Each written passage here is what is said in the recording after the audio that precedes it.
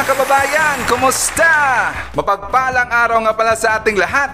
And of course, magandang buhay sa ating lahat mga kababayan.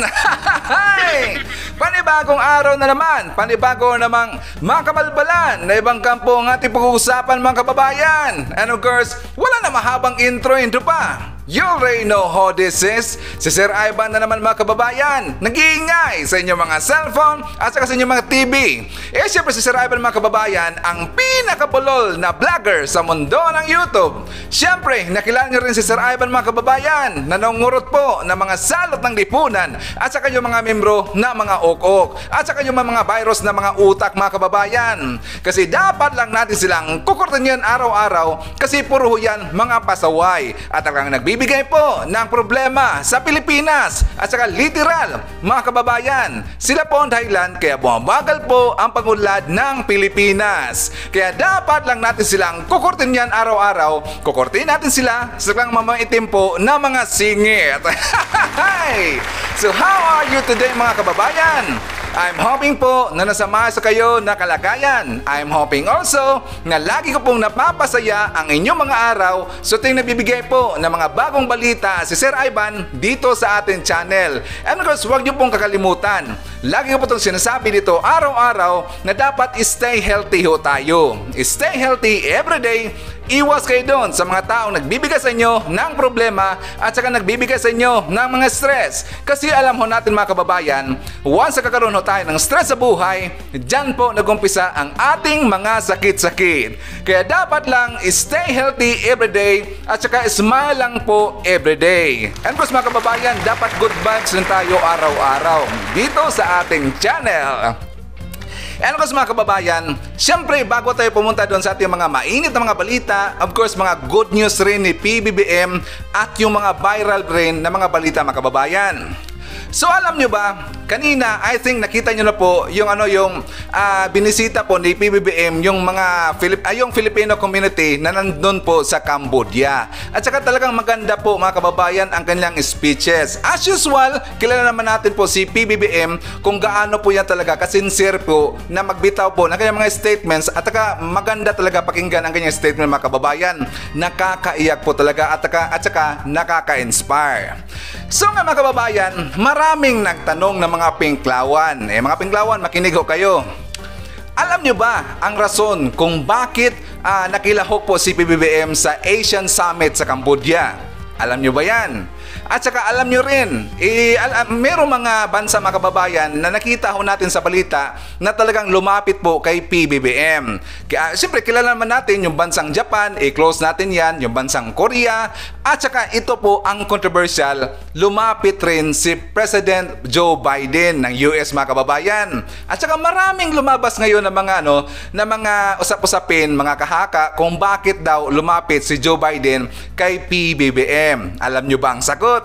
Meron akong nakita mga kababayan, meron akong nakita At saka talagang magugulat po kayo kung bakit lumapit po si Joe Biden kay PBBM. Hindi kaya naghihirap mga kababayan? Pala isipan naman yan sasabihin ng pinklawan, grabe naman to si Sir Ivan. Mamaya masagot ho natin yan. Basta stay tuned lang ho kayo. So ayun mga kababayan, alam nyo ba doon sa Asia, pag-usapan ho natin si PBBM kasi doon po sa kanilang sa Asian ceremony, sa Asian Summit ceremony, may napapansin ba kayo? Yung nagpa-picture po lahat ng mga lumahok po ng mga leaders, dan doon si PBBM at saka ibang yung mga presidente rin sa iba't ibang bansa, mga prime ministers. Pero meron ho ditong portion mga kababayan na pinagtatawanan po si PBBM ng mga anti-Marcos o yung mga pink clown na kababayan. Yes, meron po talagang kinukutya nila si PBBM, tinawag po nila na bobo, tinawag po nila ito na talagang walang alam at saka ikinahihiya po nila si PBBM mga kababayan. Alam nyo ba? Itong picture mga kababayan, kung napapansin nyo po, lahat po na nakasuot po, ibang leaders yan ay nakasuot po ng mga yung mga Amerikana mga kababayan. Dahil nga siyempre formal attire sila, national. Si PBBM mga kababayan, nakabarong po. Ito pinagtatawanan nila. Pinatatawanan niya mga kababayan kasi hindi nila naintindihan. Pati nga si Raisa Robles mga kababayan, tinawag niya si PBBM na as in lutang Lutang daw si PBBM mga kababayan. Ikilala naman natin kung sino pong lutang. Parang alam na alam ko kung sino pinaparinggan ni Raisa Robles Yung yung nandun sa Switzerland ngayon.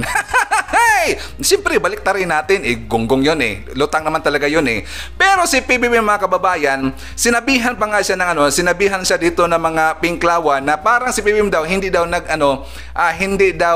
nagbabasa ng mga emails. Kasi doon daw sa kanilang mga kababayan, ay dito na dapat daw ang suotin ay mga formal attires or yung national dress code. Yung national dress code mga kababayan. Ito po ang hindi naintindihan po ng mga pinklawan. O mga pinklawan, sa mga dilawan, makinig kayo, puro mga gonggong talaga kayo Alam niyo ba na pinopromote po ni PBBM ang ating national dress, which is yung barong. Yes, ipagmamalaki ni PBBM mga kababayan ang ating national, yung culture natin na being a Filipino. Ipinagmamalaki dito ni PBBM mga kababayan ang ating barong at saka yung craftsmanship po sa paggawa po ng barong. Maganda naman tayo mga kababayan. Yan po ang ibig sabihin na national dress. National dress daw natin ay barong. Hindi niyo pa alam? I-research nyo nga yan mga pinklawan. Magunggong talaga kayo I-research nyo nga yan sa Google para alam ninyo. Sino kayong bobo ngayon? At saka alam niyo ba mga kababayan, naalala niyo po yung first SONA po ni PBBM? Di ba nagsuot rin si BP Inday Sara po. At saka kasi hiniram niya mga kababayan yung culture po ng Mindanao ng Bagobo tribe. Yung sinuot niya mga kababayan na maganda talaga yun yung pang-culture po ng Mindanao. Di ba sinuot rin yan ni BP Inday Sara sa panahon po ng first SONA yun sa first SONA po ni PBBM. So yun ba ibig sabihin? Kasi ipinagmamalaki po ni BP Inday Sara ang culture po ng Mindanao. Kaya hiniram niya po kasuotan po ng Bagobo tribe.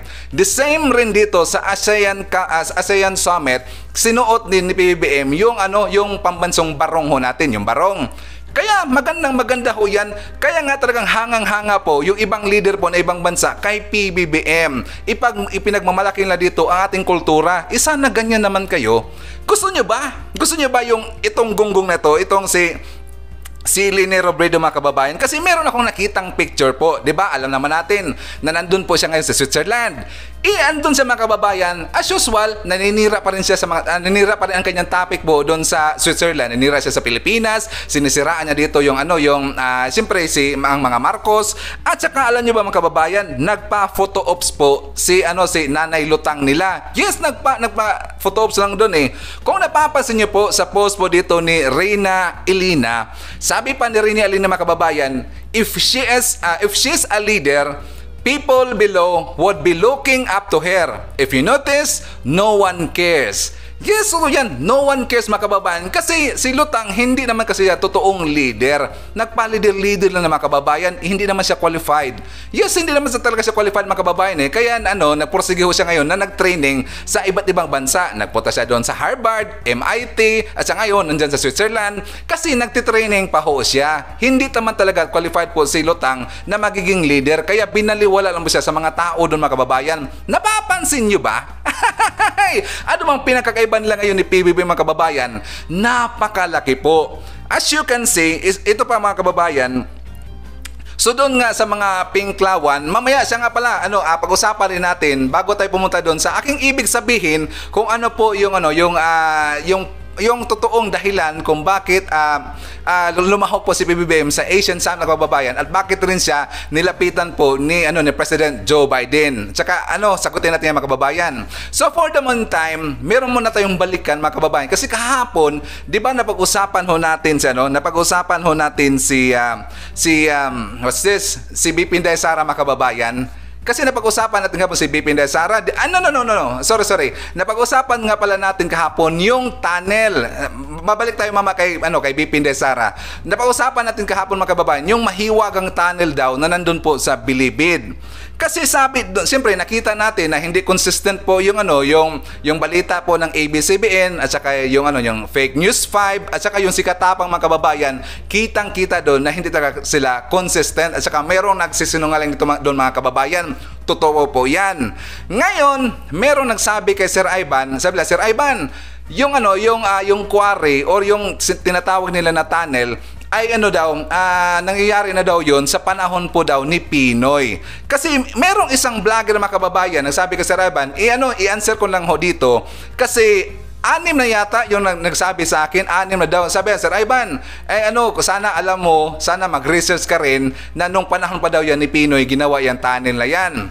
Well, actually, gusto ko lang po dito i-debunk mga kababayan. Meron kasi isang vlogger na nagpalabas na ang tunnel na yun, panahon pa daw ni Pinoy, which is false information ho yun. Yes, false information ho yun mga kababayan.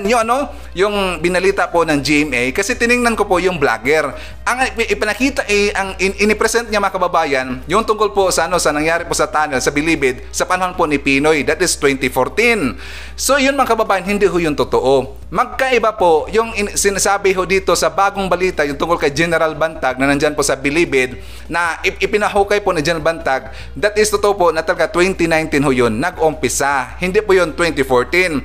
Yung sa panahon po ni Pinoy, ni Panot mga kababayan, malapit lang po yun sa wall po ng Bilibid. Ito pong sinasabi nila na na swimming pool na ipinagawa po ni General Bantag, malayo ho 'yon sa wall, 1 kilometer away pa mga kababayan, 1 kilometer away, malayo pa ho 'yon. So hindi po yung balita na 'yon na sa panahon ni Panot.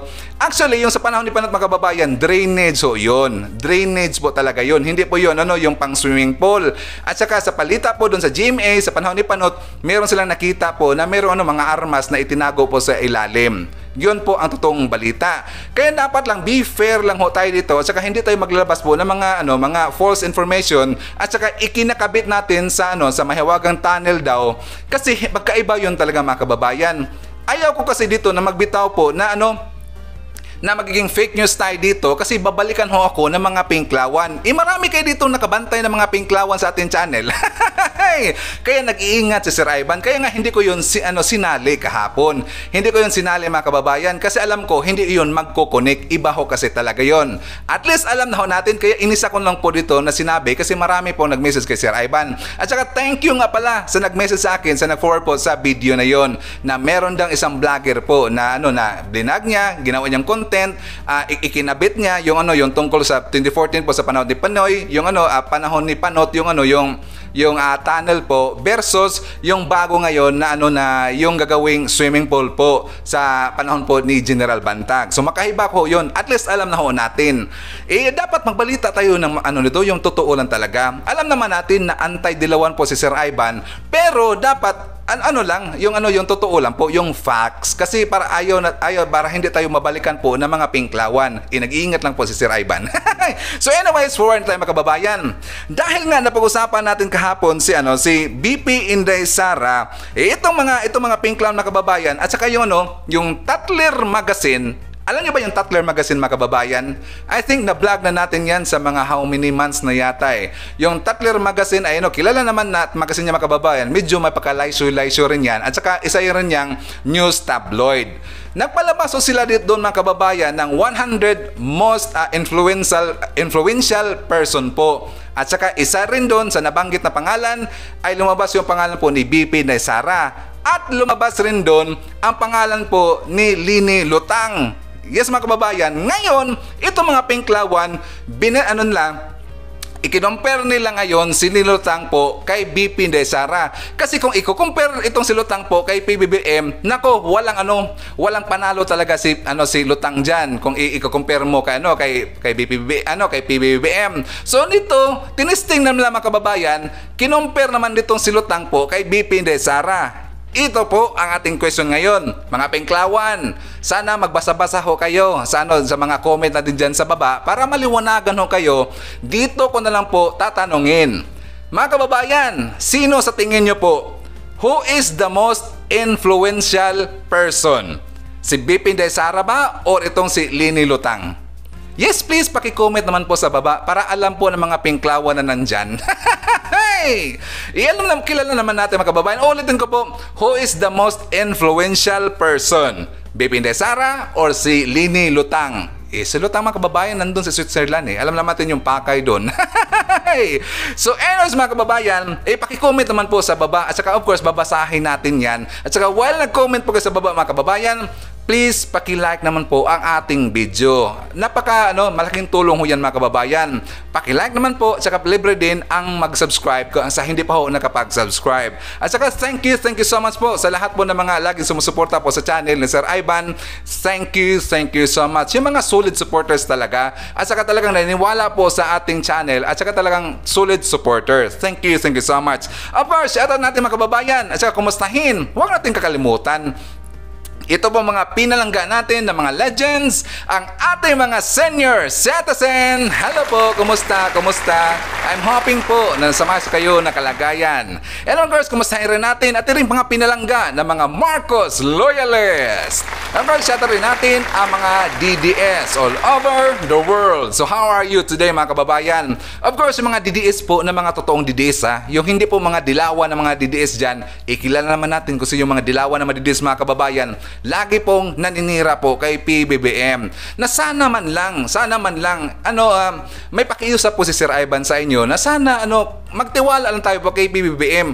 Inilagay po natin si PBBM dyan sa pwesto niya nang walang pagdududa. Ngayon, bakit ngayon nagdududa na kayo kay PBBM? Kung totoong solid supporter kayo ni PBBM or ng mga Marcos, kung naniniwala ka po sa kakayahan po ni PBBM, sana full support tayo dito at saka walang halong duda. Sana naman, sana makinig kayo kay Sir Ivan. Magtiwala lang po tayo kay PBBM.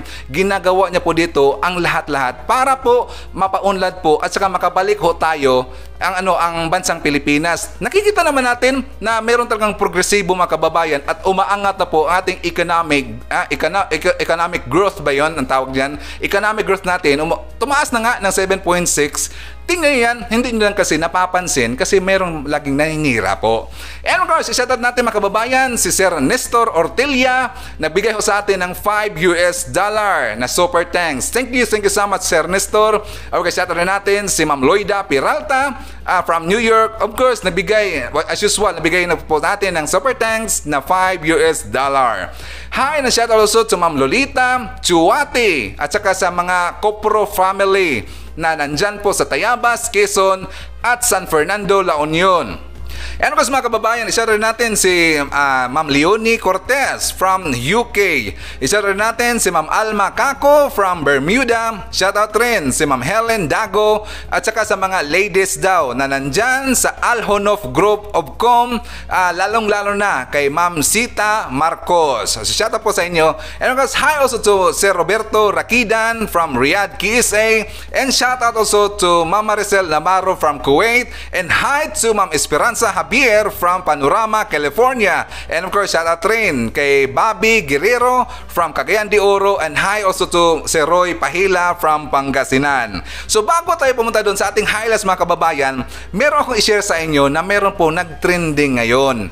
Yes, meron mga kababayan, isa po siyang PWD.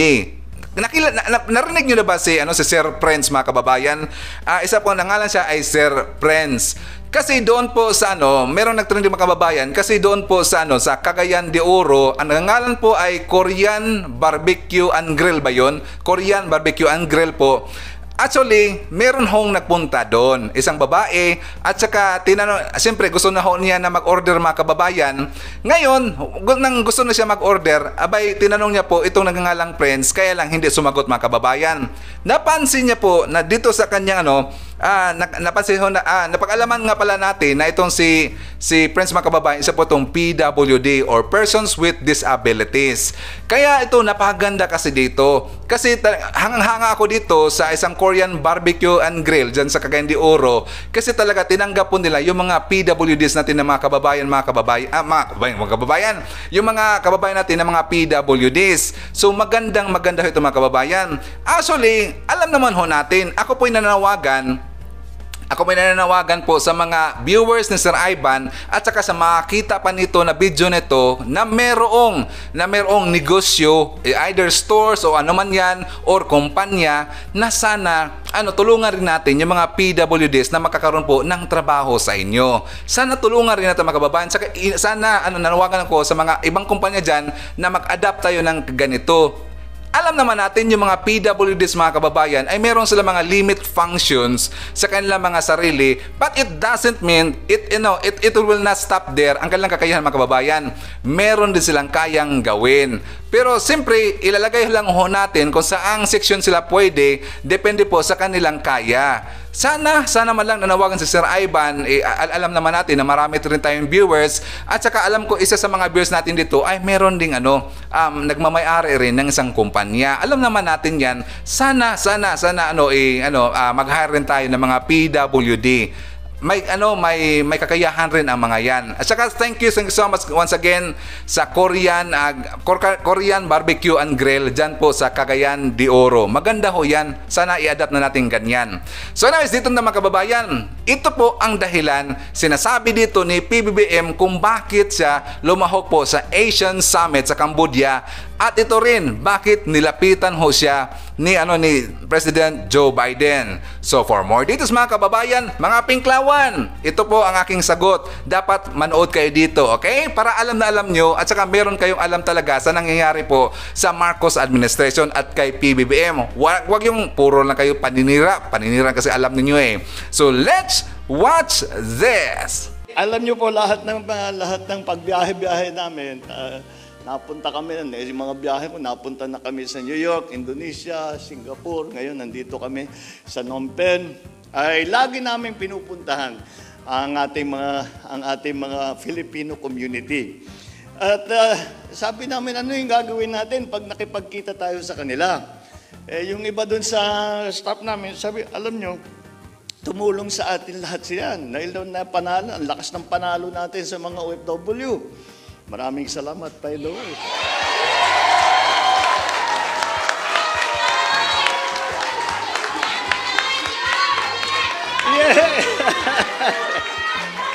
Yeah.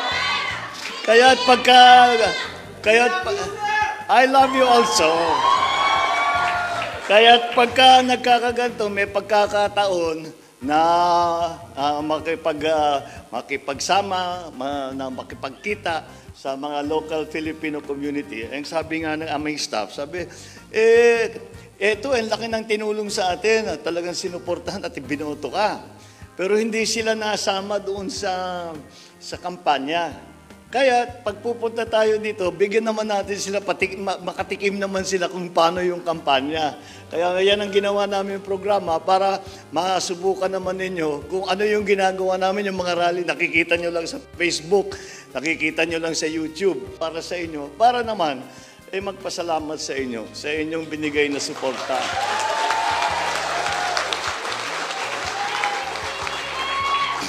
Kaya't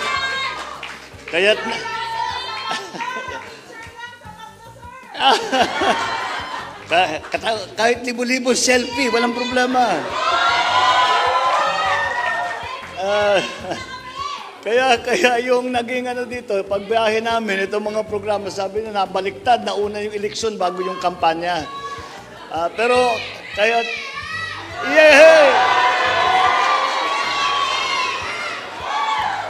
yung aming slogan, ating slogan, na sama-sama tayong babangon muli, ay palagay ko, pagkatapos ng 5 buwan, ay masasabi ko, tuloy-tuloy na ang pagbangon nating lahat.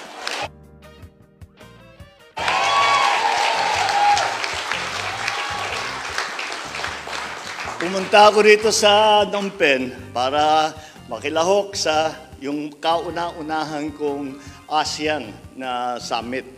At ito yung unang naging summit na face-to-face na mula nung bago ng pandemya. Kaya ako naman, kauna-unahan ko at first time ko na makapagpunta. Kaya importante sa akin na makakausap, makilala ang mga iba't ibang mga leader sa Asia. At sa kaninang umaga, nandun yung Prime Minister ng Australia, nandun ng Russia, nandun si Joe Biden, at yung lahat ng mga leader, dahil yung Asia naging napaka-importante na sa ekonomiya ng buong mundo. Kaya sabi ko, kailangan pagpunta ako dyan para makita naman natin kung ano ba ang mga iniisip ng ating mga karatig bansa, kung ano ang kanilang plano, saan tayo makapag-coordinate sa kanila para makapagtulungan, para naman dito sa region ay sabay-sabay ang ating pag-ahon. And that is why we are here in Phnom Penh. And sa aking palagay naman, ay naging maganda ang resulta rito. Dahil unang-una, palagay ko yung mga matagal nang nakaupo, siguro nagtataka sila, sino ba itong bagong ito? Di ba? Bakit may Marcos ulit? Marcos ulit ito, sino ba ito? Kaya't mabuti na yung magpakilala. Tapos yung ang ating chairman, ang Prime Minister Hun Sen, na napakagaling ang patakbo niya dito sa ASEAN sa nakaraang isang taon, ay mabuti rin at nagkakilala na kami upang sa ganun, yung aming maaari na ngayon ako, lahat sila ay pwede ko nang tawagan sa telepono at kilala na nila ako. At yun ang sa simula lang naman yan. Patuloy naman yung mga ating meeting. Sila ay pupunta ngayon sa Bali, sa Indonesia, yung G20. Sa susunod na linggo, nasa Bangkok naman kami para sa APEC, Asia Pacific Economic Cooperation. Yun ang mga plano namin dahil sa sitwasyon ngayon, sa mundo ngayon, hindi natin kaya, kahit sinong bansa, kahit Amerika, kahit Russia, kahit China, yung mga malalaki, kahit sila, hindi nila kayang labanan at gawan ng paraan itong mga problemang hinaharap natin na nag-iisa.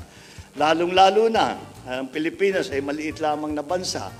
Actually, hindi na tayo maliit 107 million na tayo At kaya naman, pero kahit na, kailangan natin magtulungan. Kaya napakahalaga itong ganitong klase ng mga conference, ng mga summit, at maitaguyod muli na ang ating pagkakaisa, ang aming sabay-sabay na mga layunin para sa Asia, para sa ASEAN. Kaya yan ang naging sadya ko. Ngunit, alam niyo naman doon sa pagkaganyan ng mga summit, napakaseryoso yun dahil mabibigat talaga ang pinag-uusapan. Kaya parang kung ika nga, sinasabi sa English, to coming here to be with you is really a breath of fresh air. Dahil ngayon, yung ating ginagawa, kagaya na sinasabi ko, kahit nung kampanya, ay sana ang aking pangarap ay hindi na kailangan umalis ang Pilipino dahil hindi makahanap ng trabaho sa Pilipinas. Kailangan kung may aalis man sa Pilipinas para magtrabaho, hindi dahil sa pilitan. Ito ay dahil may mas magandang pwesto na pwede nilang kunin. Ngunit, kung nais maiwan sa Pilipinas, ay may trabaho para sa bawat Pilipino. Yan ang aming pangarap. Malayo pa ang aabutin natin bago natin masasabi yan. Dahil ang bilang ngayon ng Pilipinas na OFW, well, hindi namin masabi exactly, 8 to 10 million. Alam niyo kung bakit hindi namin masabi? Dahil 9 TNT.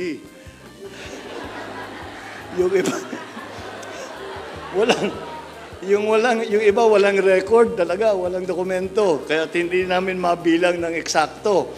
Pero ganun karami ang Pilipino sa abroad. Ganun karami ang Pilipino sa abroad. Pero yun na nga, lahat ng Pilipino ay hindi pinapahiya ang Pilipinas. Baliktad nga, hindi lang sa hindi pinapahiya ang Pilipinas, ay tumitingkad ang reputasyon ng Pilipinas dahil sa maganda ninyong ginagawa. At siguro sa buong Asia, the Philippines is the fastest growing economy of all of the Philippines.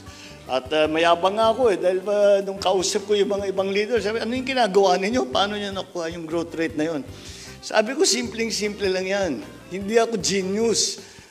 Pero ang advantage ko sa inyong lahat, ang tumutulong, my workforce is 107 million Filipinos na napakagaling, na pwedeng asahan, na bata, na maganda, na marunong mag-English, marunong magtrabaho, handa gawin kahit anong klaseng trabaho, magkaroon lang ng kaunting kita para ipakain ng kanilang pamilya, para ipag-aral ang kanilang mga anak. Yan lang naman ang sa atin. Alam mo naman ang Pilipino, napakasimple lang. At kaya naman ito sinasabi ko. Ba't masyado kang optimistic? Sabi niya, tatanong sa akin, why are you so optimistic? The situation around the world is not good. The impacts of the world economy on the Philippine economy are quite difficult to deal with. And my answer always is because behind me and behind the policies that we do are 107 million Filipinos. And 100 Filipinos are the best people in the entire world. Wala na ako nakilala. Palagay ko lahat na ng lugar napuntahan ko na. At nakilala, marami talagang mababait dyan, marami talagang magagaling dyan, pero walang kasing galing, walang kasing bait ng Pilipino. Kaya ako'y malakas ang loob ko na magsabi, magre-recover tayo dahil yang mga Pilipino na nagtatrabaho dito sa Pilipinas o doon sa abroad, lahat yan ay maaasahan natin na kapag binigyan natin ng magandang pagkakataon, pag binigyan natin ng magandang tulong, ay hindi tayo mapapahiya. At lagi natin makikita na yung ating investment sa human capital, yung ating investment sa ating mga tao, ay laging bumabalik tenfold. Ika nga, sa binibigay mo 1 piso, 10 piso ang bumabalik sa bayan dahil nga sa magandang trabaho ng Pilipino. Kaya kayo ngayon, ang OFW ngayon, masasabi ko, ang OFW ngayon, ang bumubuhay pa sa ekonomiya. At hanggat talagang makabangon na, lalong-lalo na yung mga maliliit, ay napakahalaga ng inyong ginagawa, napakahalaga ng inyong sakripisyo, at napakahalaga ang inyong ginagawang trabaho. At alam naman namin, kung maaari lamang, ay inyong kapiling ang inyong mga mahal sa buhay. Ngunit nagsasakripisyo kayo upang matulungan ang inyong mga pamilya, ang inyong mga community. So kahit ano pang trabaho ang ginagawa ninyo, dala ninyo ang ugali, ang kultura ng Pilipino na yan ay ang hinahanap ngayon ng lahat ng mga employer sa lahat sa buong mundo pagka naghahanap sila ng magagaling na trabahador, na magagaling na employee, na magagaling na pwede nilang asahan na gagawin ang trabaho. Pwede nilang asahan na hindi sila nag-aalala. The Filipinos are known to be honest. We are known to be kind. We are known to be very, very industrious. Ang tawag nga sa atin, tayo ang mga overtime king and queen sa lahat ng pupunta mo. Dahil pagka may kailangan mag-overtime, laging nakataas ang kamay ng Pilipino. Kaya't naman, palagay ko, maganda naman ang ating magiging kinabukasan. Basta tayo'y sabay-sabay na nagtutulungan. Basta tayo'y patuloy na ating ipinagmamalaki ang ugali, ang kultura ng Pilipino. At yan naman ang nagpapatibay sa atin sa Pilipinas. Kaya't naman, kagaya ng sabi ko kanina, kahit sino pa, kahit ano pa, na sakuna, na disaster, lahat yan, kahit ano pa, ay kaya ng Pilipino. Kaya't maraming salamat ulit sa inyong suporta.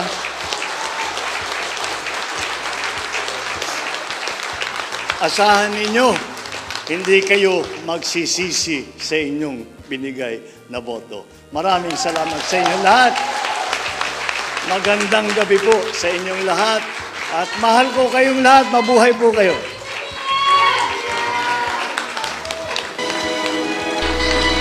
Ang Pangulo ng So ngayon mga Pinklawan, ngayon alam nyo na. Diba, yun kasi ang ibig sabihin kung bakit nilapitan po ng iba't ibang country si PBBM at saka lalong-lalo na yung Amerika kasi hindi po talaga kaya po ng isang bansa makababayan na labanan po yung global crisis. Kailangan talaga ng unity dito at saka tama po si PBBM, kailangan talaga natin po na mag-unite.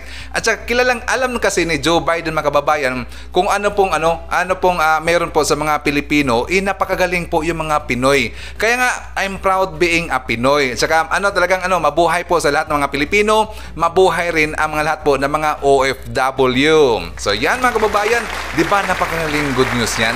So ngayon mga Pinklawan, lagi kayong naninira, magunggong talaga kayo Yan dapat manood rin kayo sa mga balita po tungkol kay PBBM at saka manood rin kayo, magbasa-basa kayo sa mga balita rin na nandyan po sa mga government pages natin para alam nyo naman, gunggong mga Pinklawan, kayo po dito mga bobo kasi. Di ba? Nakita nyo nga yung ginawa ni PBBM, kaya ba yan ng nanay lutang ninyo? Sige nga, kaya ba ng nanay lutang ninyo? Once again, mabuhay po ang lahat po ng mga mamayang Pilipino at saka lahat po ng mga OFW. Si Sir Ivan, OFW rin Of course, proud ako. So anyways, mga kababayan, kung nakaabot ko po sa portion na to, sana nakapag-like na ho tayo. At saka libre din ang mag-share mga kababayan. Libre din ang mag-subscribe. Siyempre, i-shoutout rin natin si Ma'am Grace Martinez from Edmonton, Alberta, Canada. I-shoutout natin si Ma'am Mandy Fernandez from Germany. I-shoutout natin si Faye Reyes from Dasmariñas. I-shoutout rin natin si Ma'am Victoria Sagusay from New York. Hi to Ma'am Claire Koch from Germany. I-shoutout rin natin si Ma'am Teresa Nakamura from Osaka, Japan. And hi to Ma'am Leonida Wibrich from Germany. Hi to Ma'am Feli Soriano from Vancouver, Canada. And of course, hi also to Ma'am Marilo Pajarillo from Luanda, Angola. Of course, mga kababayan, bago natin putulin po ang ating programa ngayong araw, sana sabayan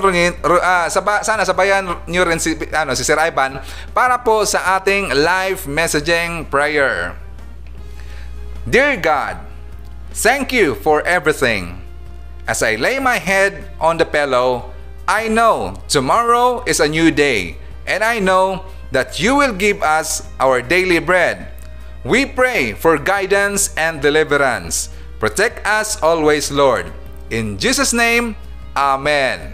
So maraming salamat mga kababayan, and I hope to see you again on my next video. BBM Sara, BBM Sara, pagkakaisa patungo sa ginhawa. BBM Sara, BBM Sara, para sa kinabukasan naming mga bata. BBM Sara, BBM Sara, walang imposible na kapag nagsama-sama. BBM Sara, BBM Sara, ang presidente at ang busy na mahal ang